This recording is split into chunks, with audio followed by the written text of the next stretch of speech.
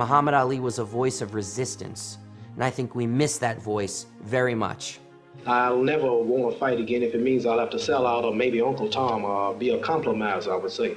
On those terms, never. And others concerned about their legacies would do well to remember the side of history Ali was on. They would do well to remember how today's play-it-safe commercial mindset conceals a long-standing countercurrent that's been there throughout the history of sports, embodied in athletes like Tommy Smith and John Carlos, who turned American sports culture on its head in the late 1960s. There's Questad, it's a good start. And Carlos, as usual, has burst out of the blocks. Tommy Smith running pretty well so far. And in lane 2, Bombuk is strong on the outside. It's Edwin Roberts. It's John Carlos right now. It's Carlos and Smith. And here comes Tommy Smith! Smith has done it with his hands in the air. They won a gold and a bronze medal at the '68 Olympics. And what they did next couldn't stand in starker contrast to today's de-politicized, sanitized, and hyper-commercialized sports world. They didn't pull a Jordan at the 1968 Olympics and use their platform on the global stage to protect an endorsement deal. No. These guys had a point to make. As they walked to the platform, they took off their shoes and carried them to protest poverty in America.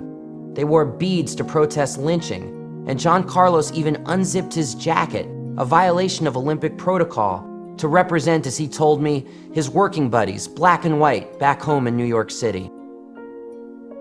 And in perhaps the most famous gesture in Olympic history, they raised their fists during the national anthem to show solidarity with the civil rights movement. Their symbolic gesture inspired millions around the world, but their punishment was swift and severe. Good morning to you. The Olympic Games are 1 week old today, and yesterday, the 6th day, was the most dramatic so far. It started with the news that the Black Power disciples Tommy Smith and John Carlos, the Olympic 200 meters gold and bronze medalists, had been suspended by the United States Olympic Committee and given 48 hours to leave Mexico. I had said that if there were any demonstrations at the Olympic Games by anyone, the participants would be sent home. Smith and Carlos were expelled from Olympic Village. Their athletic careers were ruined. For years, they received death threats and were treated like traitors to their country. They couldn't find good jobs. Their wives and children suffered. Do you think the Olympic Games are the right place to do this kind of thing? That you ought to use this as a kind of world stage? David, since we are athletes, although I am a teacher, but I'm not a politician,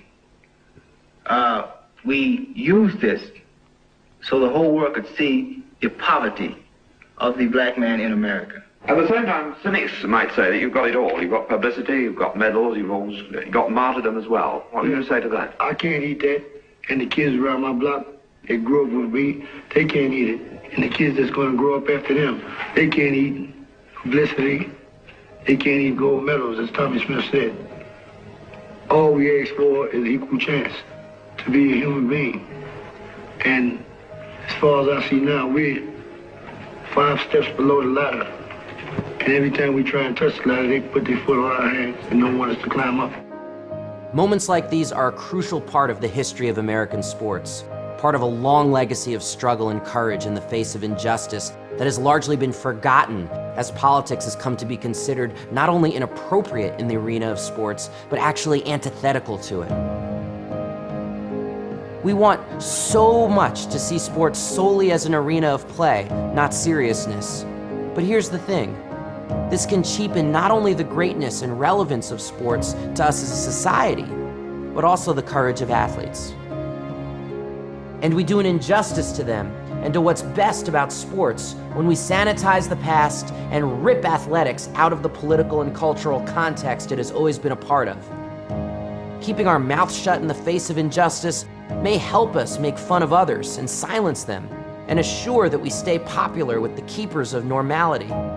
But real courage means standing up when it's not popular, and real men and real women don't ask permission to raise their fists.